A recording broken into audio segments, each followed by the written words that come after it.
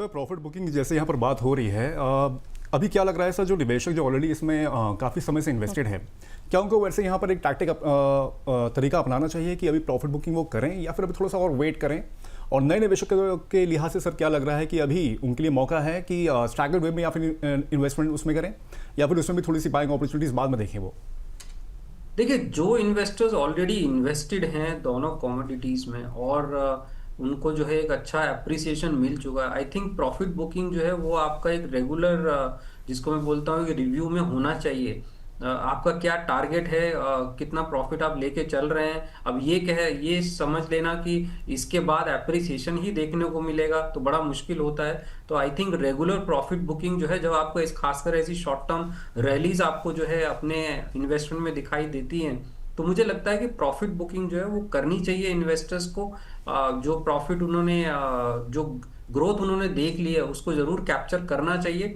अब जरूरी नहीं है कि वो प्रॉफिट बुक करके कैश में बैठ जाएं, दूसरे एसेट क्लास में भी शिफ्ट कर सकते हैं, लेकिन प्रॉफिट बुकिंग होनी चाहिए, खासकर जब हम शॉर्ट टर्म रैली इस तरह की देखते हैं। नए निवेशक किस तरह से इन्वेस्ट करें? देखिए, पहली बात तो नए निवेशक ये सोच के ना करें कि जितना रिटर्न अभी गोल्ड में उनको दिखाई दे रहा है दोनों कमोडिटीज में, वही रिटर्न उनको दिखाई देगा और वो भी शॉर्ट टर्म में दिखाई देगा। तो ये जो है मुझे लगता है कि गलत एक एक्सपेक्टेशन हो जाएगा। जो नए निवेशक हैं उनको स्टैगर इन्वेस्टमेंट का अप्रोच ही लेनी चाहिए।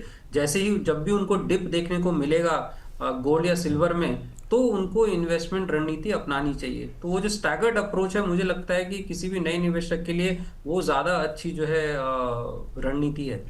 ठीक है सर। सर हमारे एक व्यूअर पूछ भी रहे हैं कमेंट सेक्शन में, मोहम्मद हाशिम खान इनका नाम है, कह रहे हैं गोल्ड और सिल्वर ईटीएफ में लमसम निवेश करूं या फिर वही एसआईपी लिखा है इन्होंने, हालांकि इनका कहने का मतलब ये हुआ कि स्टैगर्ड वे में करें। इनके लिए भी सर यही सलाह रहेगी कि स्टैगर्ड वे में ही इन्वेस्टमेंट करें? देखिए, स्टैगर वे में ही करें, बिकॉज कोई भी इन्वेस्टर के लिए ये प्रेडिक्ट करना कि गोल्ड कब नीचे जाएगा कब अप जाएगा, दोनों कमोडिटीज में क्या कितना डाउनसाइड देखने को मिलेगा, ये तय कर पाना बहुत मुश्किल होता है और इसका जो है अंदाजा लगाना भी मुश्किल होता है। तो मुझे लगता है कि दोनों ही केसेस में स्टैगर्ड इन्वेस्टमेंट अप्रोच करना चाहिए, और किसी भी इन्वेस्टर के लिए इन दोनों में निवेश करना एक एसेट एलोकेशन का ही हिस्सा होना चाहिए। जो शॉर्ट टर्म रैलीज देखने को मिली है, पहली बात उस पे एक्सपेक्टेशन बिल्ड नहीं, और जहां तक है इस इन्वेस्टमेंट गोल्ड या सिल्वर में अगर करें तो उसको अपने एसेट एलोकेशन का हिस्सा बना के चलें। चलिए इस बीच थोड़ा सा मार्केट के ऊपर भी यहाँ पर ध्यान दे देते हैं, क्योंकि कोरिलेशन थोड़ा सा रहता है कमोडिटी और मार्केट का। और कल के हिसाब से देखें और आज के लिहाज से देखें तो फिर मार्केट में काफ़ी अच्छी ठीक ठाक गिरावट देखने को मिली है। 52 वीक हाई से अगर देखें कुछ इंडेक्सेस के यहाँ पर, अगर हम लोग यहाँ पर बात करें तो निफ्टी को पहले देख लेते हैं। निफ्टी 52 वीक हाई जो इसने बनाया था 26,373 पॉइंट से बनाया था, और वहाँ से इसमें 4.32% की गिरावट आ चुकी है अगर ओवरऑल देखें तो।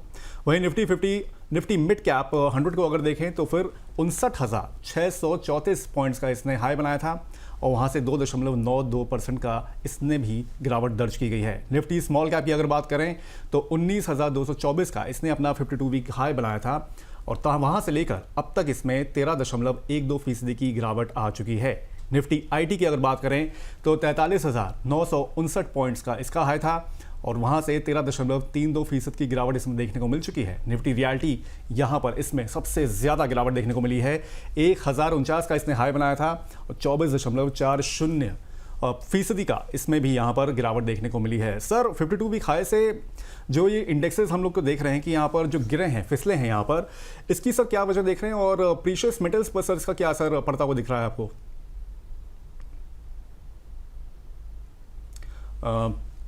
सर आपको मेरी आवाज़ आ रही है?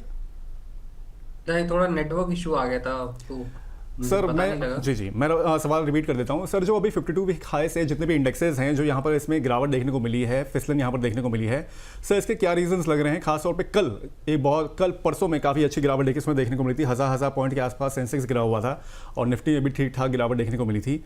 क्या लग रहा है सर इसके पीछे क्या रीजंस हैं, और प्रीशियस मेटल पर सर इसका क्या असर पड़ता हुआ दिख सकता है आपको?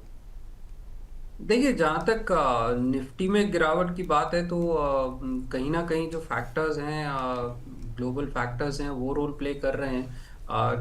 और किस तरीके से जो है रिएक्शन आता है ग्लोबल फैक्टर्स का, और थोड़ा प्रॉफिट बुकिंग भी होता है। एफआई जो है वो सेलिंग कर रहे हैं इसमें, इसीलिए जो है हमें ये थोड़ी सी गिरावट देखने को मिली है।